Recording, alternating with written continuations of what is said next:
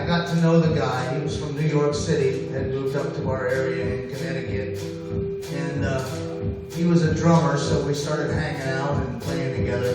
Well, it turns out, you probably haven't heard of it, but there was a record company out of New York City called Stash Records, and F Sharp, it was his dad that had Stash Records.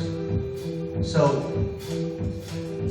he would tell stories of, like, you know, Bob Dylan came to his 11th birthday party, okay, and was hanging out with his dad in the wine cellar. I don't know, they were, you know, something like that. He's got story after story. But he convinced me to come in one night to a studio, and we just sat and sang and did some stuff like we just do every night, you know, and we kind of got it down, and it sounded pretty good. And then we invited a tuba player, believe it or not. I kept hearing this tuba, you know, in my sleep. And so I met this guy. His name was Gary Buttery.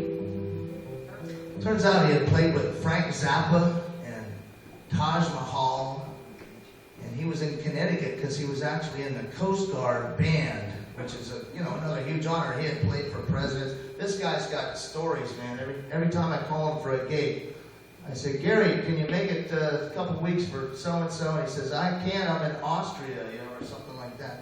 He's really a great guy, but he's on the CD with the tuba. And, but we recorded this song. It's an old blues song by somebody called Yank Rachel.